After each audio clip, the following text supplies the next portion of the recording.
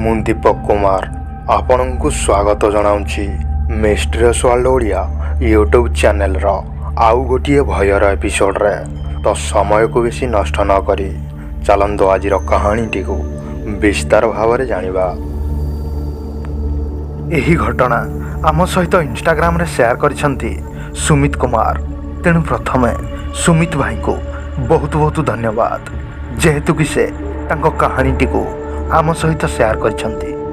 ସମ୍ପୂର୍ଣ୍ଣ କାହାଣୀଟିକୁ ଜାଣିବା ପୂର୍ବରୁ ଆପଣଙ୍କୁ ଏକ ଛୋଟିଆ ଅନୁରୋଧ, ଯଦି ଏପର୍ଯ୍ୟନ୍ତ ଆପଣ ଆମ ଚ୍ୟାନେଲକୁ ସବସ୍କ୍ରାଇବ୍ କରିନାହାନ୍ତି ତ ଏବେ ହିଁ ସବସ୍କ୍ରାଇବ୍ କରିନିଅନ୍ତୁ, ଆଉ ପାଖରେ ଥିବା ଘଣ୍ଟି ବଟନକୁ ମଧ୍ୟ ଦବାଇ ଦିଅନ୍ତୁ। ଦର୍ଶକ ବନ୍ଧୁ, ସୁମିତ ଭାଇ କହିଥାନ୍ତି, ଭୂତ ପ୍ରେତକୁ ନେଇ ମୋ ମନରେ ମୁଁ କୌଣସି ପ୍ରକାରର ବିଶ୍ୱାସ ରଖିନଥାଏ। ମୁଁ ଆମ ଘର ଲୋକ ବି ଏହି ଅନ୍ଧବିଶ୍ୱାସ ଉପରେ ବିଲକୁଲ ବିଶ୍ୱାସ କରନ୍ତି ନାହିଁ। କାହିଁକିନା ମୋ ବାପା ଜଣେ କଲେଜ ଅଧ୍ୟାପକ ଏବଂ ମା' ଜଣେ ହାଇସ୍କୁଲ ଟିଚର।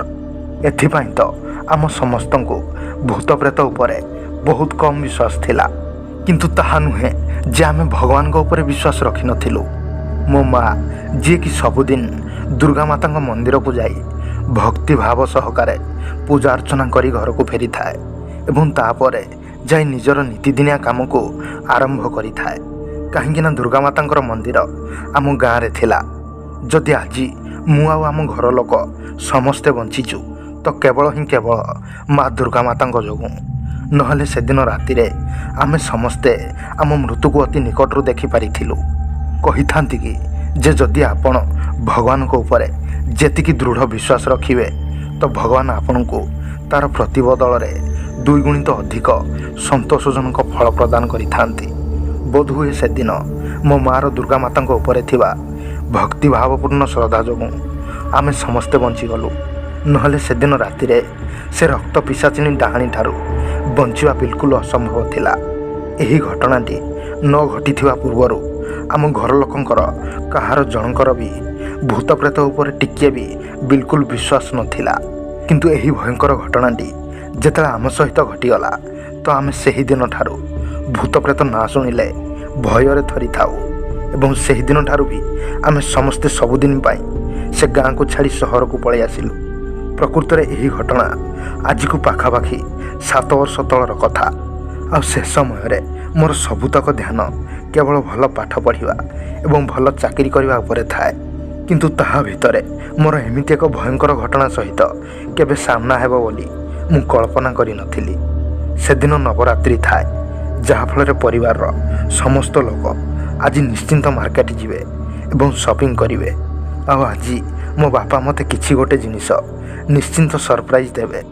ଜଣା ନଥିଲା କ'ଣ ସରପ୍ରାଇଜ୍ ଦେବେ, କିନ୍ତୁ ସେ କଥାକୁ ନେଇ ମୁଁ ବହୁତ ଏକ୍ସାଇଟେଡ଼୍ ଥିଲି। ତେଣୁ ଆମେ କାର୍ ନେଇ ସମସ୍ତେ ଦିନ 3ଟା ବେଳକୁ ବାହାରି ପଡ଼ିଲୁ ମାର୍କେଟ ଯିବା ପାଇଁ। ମାର୍କେଟରେ ଯାଇ ପହଞ୍ଚିଯିବା ପରେ ଆମେ ଏମିତି ଏପଟ ସେପଟ ସପିଂ କରୁ କରୁ ତା ଭିତରେ କେତେବେଳେ ରାତି 7ଟା ବାଜିଗଲାଣି ତାହା ଆମେ ଜାଣିପାରିନଥିଲୁ। ଆଉ ସେ ମାର୍କେଟ ଠାରୁ ଆମ ଗାଁ ପାଖାପାଖି 30 କିଲୋମିଟର ଦୂର ହେବ।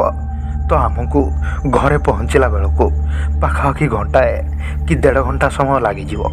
କିନ୍ତୁ ଏହା ବ୍ୟତୀତ ଆମ ପାଖରେ ଘରକୁ ଯିବା ପାଇଁ ବି ଅନ୍ୟ କୌଣସି ରାସ୍ତା ହିଁ ନଥିଲା। କିନ୍ତୁ ହଁ, ଘରକୁ ଯିବା ପାଇଁ ଆଉ ଗୋଟିଏ ରାସ୍ତା ବହୁତ ପୂର୍ବରୁ ମହଜୁଦ ଅଛି। ହେଲେ କିନ୍ତୁ ସେ ରାସ୍ତାରେ ପ୍ରାୟ ସମୟ ବହୁତ କମ୍ ସଂଖ୍ୟକ ଗାଡ଼ି ମଟର ଯିବା ଆସିବା କରିଥାଏ, ଯାହାଫଳରେ ସେ ରାସ୍ତାକୁ କେହି ବି ମନକୁ ଆଣିନଥାନ୍ତି। ଆଉ ଏହା ପଛର କାରଣ ବି ଆପଣଙ୍କୁ ଆଶ୍ଚର୍ଯ୍ୟ କରିଦେବ।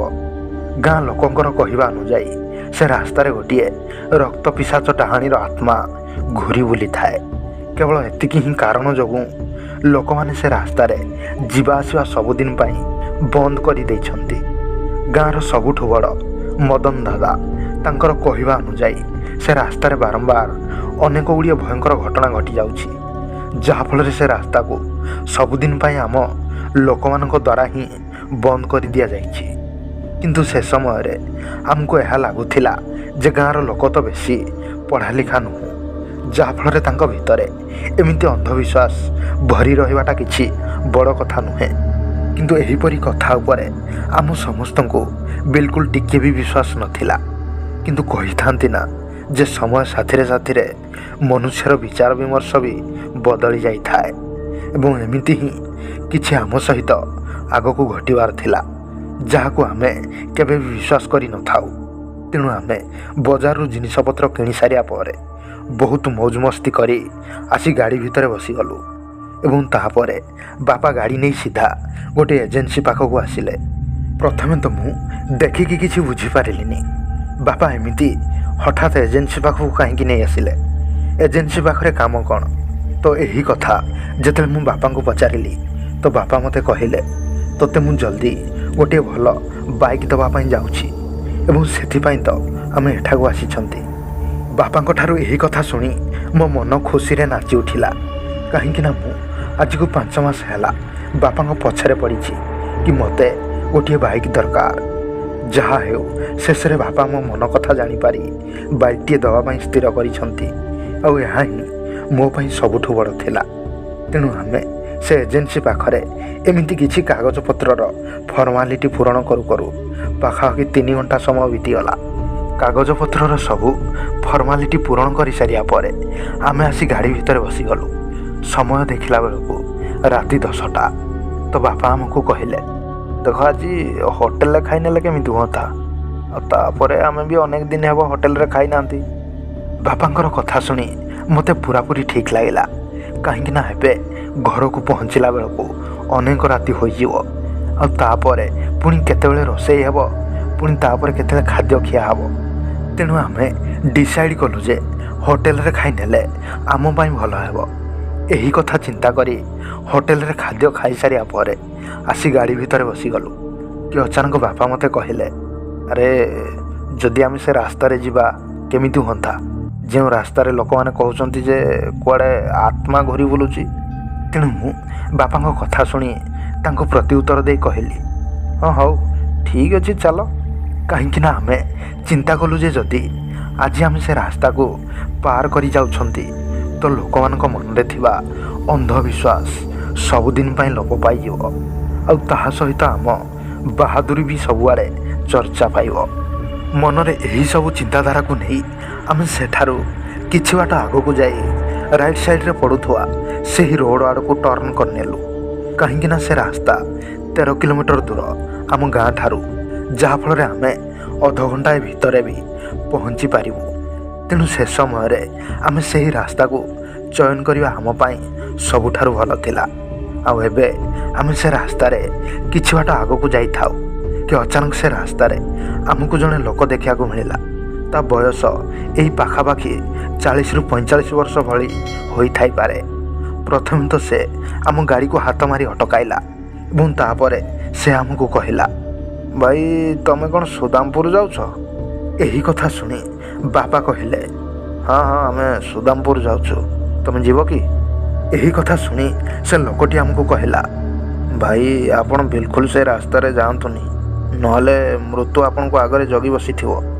ତା କଥା ଶୁଣି ଆମକୁ ଲାଗିଲା ଇଏ ଟିକେ ବାଉଳି ଚାଉଳି ହେଉଛି, ବୋଧହୁଏ ନିଶା ସେବନ କରି ନେଇଛି। ତେଣୁ ଆମେ ତା କଥାକୁ ବେଖାତିର କରି ଆଗକୁ ବଢ଼ି ଚାଲିଲୁ ଆଉ ସେ ଲୋକଟି ଆମକୁ ବାରମ୍ବାର ପଛରୁ ଆବାଜ ଦେଇ କହୁଥାଏ, ଆରେ ସେ ରାସ୍ତାରେ ଯାଅନି। କିନ୍ତୁ ତା କଥାକୁ ଆମେ ବେଖାତିର କରି ସେ ରାସ୍ତାରେ ଆଗକୁ ବଢ଼ିବାଟା କେତେ ବିପଦପୂର୍ଣ୍ଣ ଥିଲା ତାହା ଆମେ କିଛି ସମୟ ପରେ ଅନୁଭବ କରିପାରିଲୁ। ତା କଥାକୁ ଏମିତି ଭାବରେ ବେଖାତିର କରି କିଛି ବାଟ ଆଗକୁ ବଢ଼ିବା ଭିତରେ ବି ସବୁକିଛି ନର୍ମାଲ ଥିଲା। କିନ୍ତୁ କିଛି ସମୟ ପରେ ଏବେ ଗାଡ଼ି ଭିତରେ କିଛି ଅଲଗା ଅଲଗା ପ୍ରକାରର ଅନୁଭବ ହେବାର ଲାଗିଲା। ମାନ ଏମିତି ଲାଗୁଥାଏ ଯେମିତି ଗାଡ଼ି ଭିତରେ ଅତ୍ୟଧିକ ଥଣ୍ଡା ଅନୁଭବ ହେଉଛି। ଏତେ ଜୋରରେ ଥଣ୍ଡା ଲାଗିବାଟା କୌଣସି ସ୍ୱାଭାବିକ କଥା ନୁହେଁ, କାହିଁକିନା ଅକ୍ଟୋବର ମାସ। ତେଣୁ ବାପା ଗୋଟିଏ ଥର ଭଲ ଭାବରେ ନଜର ବୁଲେଇକି ଗାଡ଼ିର ଏସି ଆଡ଼କୁ ମଧ୍ୟ ଦେଖିଲେ, ହେଲେ କିନ୍ତୁ ଏସି ବନ୍ଦ ଥିଲା। ତ ଅଚାନକ ଏତେ ଜୋରରେ ଥଣ୍ଡା କେମିତି ଲାଗିବ, ଯେମିତି ଡିସେମ୍ବର ମାସରେ ଥଣ୍ଡା ଅନୁଭୂତ ହୋଇଥାଏ। ତେଣୁ ଆମେ ସେତେବେଳକୁ କିଛି ବି ବୁଝିପାରୁନଥାଉ କି ହଠାତ୍ ଆମ ଗାଡ଼ିଟି କିଛି ବାଟ ଆଗକୁ ଯାଇ ଝଟକା ଖାଇ ବନ୍ଦ ହୋଇଗଲା। ଏହି ଗାଡ଼ିଟି ଏମିତି ଅଚାନକ ଖରାପ ହୋଇଯିବା ପଛର କାରଣ କ'ଣ ଥିଲା? କାହିଁକିନା ଗାଡ଼ି ବି ମଧ୍ୟ ବେଶୀ ପୁରୁଣା ନୁହେଁ। ତ ଶେଷରେ ଏହି ଗାଡ଼ିଟି ବି ଆମକୁ ଆଜି ଏମିତି କାହିଁକି ଧୋକା ଦେଲା? ତେଣୁ ତାପରେ ବାପା କହିଲେ, ଦେଖ ଏଠି ତ ଆଖପାଖରେ କୌଣସି ମେକାନିକ୍ ମିଳିବେନି, ତ ଆମକୁ ଏଠାରୁ ଚାଲି ଚାଲି ଘରକୁ ଯିବାକୁ ପଡ଼ିବ। ତଥାପି ମୁଁ ଦେଖୁଛି ଗାଡ଼ି ଯଦି ମୋ ଦ୍ୱାରା ଠିକ୍ ନ ହୋଇପାରେ ତ ଆମ ପାଖରେ ଅନ୍ୟ କୌଣସି ଚାରା ହିଁ ନାହିଁ। ବାପାଙ୍କ କଥା ଶୁଣି ମୁଁ ତାଙ୍କୁ କହିଲି, ଆମେ ଚାଲି ଚାଲି କାହିଁକି ଯିବା, ଘରକୁ ଫୋନ୍ କର, ଦାଦା ବାଇକ୍ ନେଇକି ପଳେଇ ଆସିଲେ ସେଥିରେ ପଳେଇବା। ଆଉ ଏବେ ଆମେ ଏମିତି ନିଜ ନିଜ ଭିତରେ ଆଲୋଚନା କରୁଥାଉ କି ଅଚାନକ ଗାଡ଼ିର ବନେଟ୍ଟି ଆପେ ଆପେ ଖୋଲିଗଲା। ଗାଡ଼ିର ବନେଟ୍ଟି ଏମିତି ଆପେ ଆପେ ଖୋଲିଯିବାର ଦେଖି ଆମ ସମସ୍ତଙ୍କର ଆଖି ଖୋଲାକୁ ଖୋଲା ରହିଗଲା। ବନେଟ୍ଟି ଏମିତି ଆପେ ଆପେ କେମିତି ଖୋଲିଯିବ କି ହଠାତ୍ ଗାଡ଼ିର ଛାତ ଉପରେ ଦୁମ୍ କି କ'ଣ ଗୋଟେ ଖସି ପଡ଼ିଲା। ହଠାତ୍ ଏମିତି ଦୁମ୍ କି ପଡ଼ିବା ଫଳରେ ସମ୍ପୂର୍ଣ୍ଣ ଗାଡ଼ିଟି ଦୋହଲିଗଲା। ତାହା ସହିତ ଗାଡ଼ିର ସବୁ କାଚ ଗୁଡ଼ିକ ରକ୍ତରେ ଜୁଡ଼ୁବୁଡ଼ୁ ମଧ୍ୟ ହୋଇଗଲା। ଏସବୁ ଦେଖି ଆମେ 3 ଜଣ ଗାଡ଼ି ଭିତରେ ବସି ଥରିବାର ଲାଗିଥାଉ କି ଅଚାନକ ଖୋଲା ହୋଇଥିବା ସେ ବନେଟ୍ଟି ଦୁମ୍ କି ତଳେ ଖସି ପଡ଼ିଲା। ମାନ ଯେମିତି କେହି ଜଣେ ଗାଡ଼ିର ବନେଟ୍ଟିକୁ ତଳକୁ ଖସେଇ ଦେଲା। ଆଉ ସେତେବେଳକୁ ଏସବୁ ଜିନିଷ ଦେଖି ବାପାଙ୍କର ହୋସ୍ ଉଡ଼ିଗଲାଣି। କେବଳ ବାକି ଥାଉ ମା ଆଉ ମୁଁ। ଗାଡ଼ିର ବନେଟ୍ଟି ତଳକୁ ଖସି ପଡ଼ିବା ପରେ ଆମେ ଯେଉଁ ଭୟଙ୍କର ଦୃଶ୍ୟ ଦେଖିଲୁ, ଆଉ ଯେ କେହି ବି ହୋଇଥାନ୍ତା ତା'ର ହାର୍ଟ ଆଟାକ୍ ହୋଇଯାଇଥାନ୍ତା। କାହିଁକିନା ଗାଡ଼ି ସାମ୍ନାରେ ଏମିତି ଜଣେ ସ୍ତ୍ରୀ ଲୋକ ଠିଆ ହୋଇଥିଲା। ନା ଅଛି ତା'ର ମୁଣ୍ଡ, ନା ଅଛି ତା'ର ଗୋଡ଼ ହାତ, ବାସ୍ କେବଳ ଭାସମାନ ଅବସ୍ଥାରେ ଶୂନ୍ୟରେ ଠିଆ ହୋଇଥାଏ। ଆଉ ତା ଶରୀରରୁ ରକ୍ତର ନଦୀ ବହିବାରେ ଲାଗିଥାଏ। କି ଅଚାନକ ଦେଖିଲୁ 2ଟି ଖଣ୍ଡିଆ ହାତ ବୋଧହୁଏ ସେ ସ୍ତ୍ରୀ ଲୋକର ହୋଇଥାଇପାରେ। ଗାଡ଼ିର ଦରବାଜା ଗୁଡ଼ିକୁ ଜୋର ଜୋରରେ ବାଡ଼େଇବାରେ ଲାଗିଲେ। ମାନ ଏମିତି ଲାଗୁଥାଏ ଯେମିତି ସେ ଖଣ୍ଡିଆ ହାତ 2ଟି ଗାଡ଼ି ଭିତରେ ପ୍ରବେଶ କରିବା ପାଇଁ ଚାହୁଁଛନ୍ତି। କିନ୍ତୁ ସେତେବେଳକୁ ମୋ ମାଆର ଧ୍ୟାନ ଅଲଗା କୁଆଡ଼େ ଥାଏ। ବୋଧହୁଏ ସେ ମନେ ମନେ ଦୁର୍ଗା ମାତାଙ୍କୁ ଜପ କରୁଥିଲା। ଏସବୁ କିଛି ଦେଖି ମୁଁ ମୋ ମାଆଙ୍କୁ କିଛି କହିବା ପୂର୍ବରୁ ଅଚାନକ ମୋ ମାଆ ଦୁର୍ଗା ମାଆଙ୍କର ଚାଳିଶା ଗାନ କରିବାରେ ଲାଗିଲେ। ଆଉ ମୁଁ ତାଙ୍କ ସହିତ ମିଶି ମଧ୍ୟ ଦୁର୍ଗା ମାତାଙ୍କର ଚାଳିଶା ଗାନ କରିବାରେ ଲାଗିଲି। ଏମିତି କିଛି ସମୟ ଦୁର୍ଗା ମାତାଙ୍କର ଚାଳିଶା ଗାନ କରିବା ପରେ ଆଖି ଖୋଲିଲା ବେଳକୁ ସାମ୍ନାରେ ଶୂନ୍ୟରେ ଠିଆ ହୋଇଥିବା ସେ ସ୍ତ୍ରୀ ଲୋକଟି ଆଉ ନଥାଏ।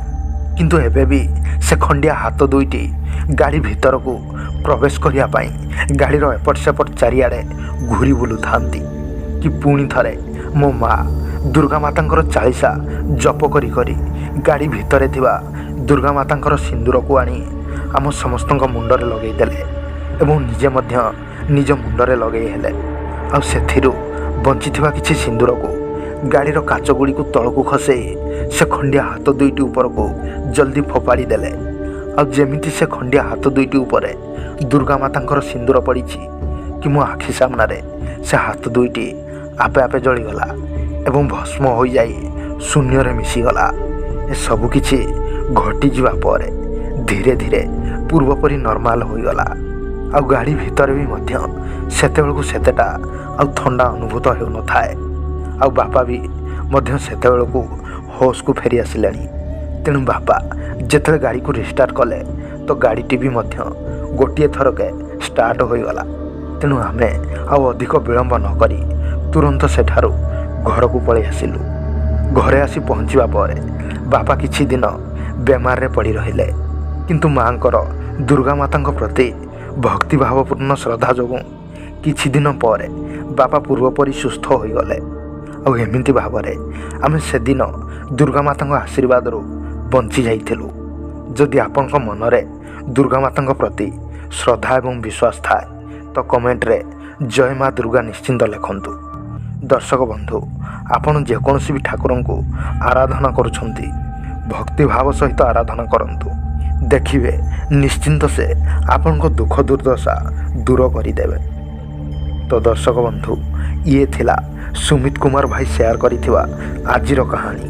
ଯଦି କାହାଣୀଟି ଆପଣଙ୍କୁ ପସନ୍ଦ ଲାଗିଥାଏ ଭିଡ଼ିଓକୁ ଲାଇକ୍ କରିବା ସଙ୍ଗେ ସଙ୍ଗେ ନିଜ ସାଙ୍ଗସାଥୀଙ୍କ ସହ ସେୟାର କରନ୍ତୁ।